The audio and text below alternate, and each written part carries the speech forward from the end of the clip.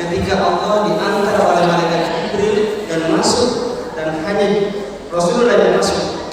Apakah ada riwayat mengatakan Rasulullah bertemu dengan Allah, dan apakah ada riwayat yang menceritakan bagaimana Rasulullah menceritakan Allah yang dia temui, Tuhan kita yang ditemui di arsy itu. Terima kasih. Assalamualaikum warahmatullahi wabarakatuh. Begini ibu sekalian, saya mau nanya, ibu-ibu bisa melihat sholat nggak? Sholat kelihatan nggak? Nggak. Nah ini persoalan melihat Allah kan menjadi polemik antara Mu'tazilah dengan Ahli Sunnah wal Jamaah. Ada yang mengatakan Allah bisa dilihat, ada yang mengatakan tidak bisa dilihat. Yang melihat juga berbeda pendapat, ada melihat dengan basar dan ada melihat dengan basirah. Kalau basar itu mata kepala, kalau basirah mata hati. Ada yang itu, nah masing-masing punya dalil. Wujuhu yawma idzin nazirah ila rabbiha nadirah. Ini Al-Quran, nanti wajah kita bisa melihat Tuhan. Saya tidak mau menyalahkan siapapun. Saya dalam memberikan ceramah, saya menghindar dan saya tidak suka, tidak etis menyalahkan siapapun. Ya, malah saya kalau bisa mendekatkan dua orang yang beda pendapat. Gimana pendapat yang bisa mempersatukan? Begini saja. Kalau engkau meyakini bisa melihat Tuhan, silahkan yakinilah dan mintalah berdoa pada Tuhan supaya Anda bisa melihat Tuhan. Yang bisa tidak bisa melihat Tuhan, yang penting ada meyakini ada Tuhan. Dilihat dan tidak dilihat tidak penting bagi kita. Betul nggak? Ini besi mengandung magnet. Magnet bisa dilihat nggak? Kita taruh besi ke tempat medan magnet tadi, dia ketarik. Kita yakin ada magnet. Magnet bisa dipegang nggak? Enggak. Dilihat nggak? Boleh saja kita meyakini Allah ada seperti itu. Dengan indikator-indikatornya kita yakin ada Allah. Kita melihat ada api karena kita melihat asap. Sekalipun kita tidak melihat apinya, kita sudah cukup yakin pasti ada api karena tidak mungkin ada asap tanpa ada api. Seperti itu. Jadi sholat juga sama, tidak bisa dilihat. Yang dilihat oleh kita adalah orang yang sedang melakukan sholat. Karena itu konsep demokrasi itu tidak bisa dilihat oleh mata. Seperti apa makhluknya demokrasi, yang nggak bisa dong.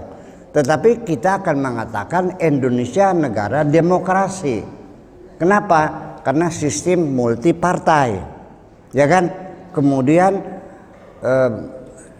rakyat diberikan kebebasan untuk berekspresi, mengkritiki pemerintahan. Ya, kita kalau lihat di YouTube kadang-kadang setengah ngeri juga ya, di tengahnya. Tapi nggak ditangkap kan, nggak kan? Oh, kalau begitu kita demokrasi dong, ya kan begitu. Nah, tetapi kayak apa demokrasi? Yang nggak bisa dilihat yang semacam itu. Jadi itu kita ambil jalan tengah saja, bahwa persoalan Nabi Muhammad melihat Tuhan dengan matanya atau dengan mata hatinya terserah, silakan. Yang penting kita jangan bertengkar. Jadi selalu kita jaga persatuan dan kesatuan dalam kehidupan kita berbangsa dan bernegara ini, dan termasuk dalam beragamanya. Jangan ada pertengkaran.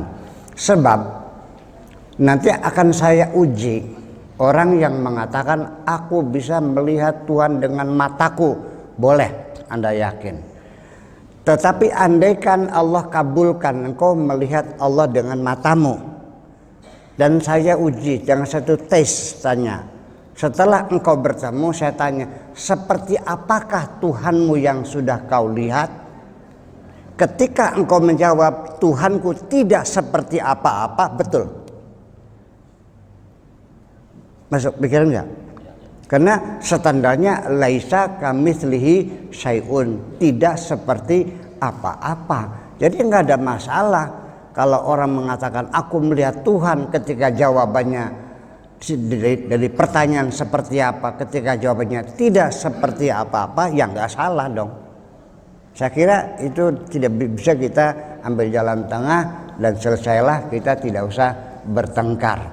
Termasuk tambahan, iman itu bisa bertambah atau bisa berkurang atau permanen sifatnya. Ini juga pendapat berbeda-beda. Mu'tazilah mengatakan iman tidak bisa bertambah dan berkurang. Ada yang mengatakan bahwa bisa bertambah berkurang. Oke, kita ambil jalan tengah saja, biar yang bertengkar. Bahwa iman bertambah berkurang itu kata Mu'tazilah, saya sekarang sudah melihat kota Makassar, udah ada di sini dan saya bahagia sekali bisa ke sini. Alhamdulillah saya nambah saudara di sini. Ya, saya bahagia sekali. Nah, setelah saya pulang, setelah 10 tahun kemudian, mungkin nggak saya meragukan Makassar itu ada nggak ya? Nggak mungkin kan? Jadi keyakinan, keimanan tidak mungkin akan berkurang. Tetapi nyatanya saya mau nanya ibu-ibu nih, pernah nggak ibu-ibu ini malas ketika mau sholat, malas sekali, pernah nggak? Pernah nggak malas sekali sholat? Pernah nggak bapak sekali-kali sholat ini kok rajin banget, pernah nggak? Nah, itu sesungguhnya kita sebutkan ketika kita sedang malas sholat, berarti keimanan kita sedang menurun. Kalau kita sedang bersemangat, keimanan sedang naik. Ada gejalanya. Tetapi saya ingin katakan bahwa sebetulnya betul iman tidak bertambah dan berkurang, karena dia adalah sinar, ya, sinar. Tetapi ketika bohlam itu sering kena kotoran, bohlam ini sering kena kotoran, maka terjadilah sinarnya menjadi redup. Jadi bukan sinarnya redup, tetapi karena kacanya tertutup oleh banyak kotoran. Nah, makanya itulah sholat 5 waktu inilah sebagai alat untuk membersihkan kaca hati kita itu supaya tetap cemerlang semacam itu. Jadi teori bertambah dan bagaimana adalah sebetulnya sangat relatif sekali. Yang bertambah dan berkurang itu adalah gejala-gejalanya, karena bohlamnya itu terlalu kena kotoran. Udah 5 tahun nggak pernah dibersihkan, ya sayanya berkurang. Begitu dibuka ya terang lagi ke semacam itu. Itu persoalan melihat Tuhan semacam itu. Adapun Nabi Muhammad itu naik turun ke langit dan ketemu para malaikat, itu dalam Sahih Bukhari itu adalah hikayat. Hikayat itu ya namanya hikayat, namanya cerita gitu. Ya, jadi bukan betul-betul itu hadis Nabi, tapi itu adalah al-hikayat. Yang percaya juga saya tidak salahkan, yang tidak percaya juga tidak saya salahkan. Yang penting adalah hasilnya kita diwajibkan melakukan sholat 5 waktu, itu saja kok, selesai.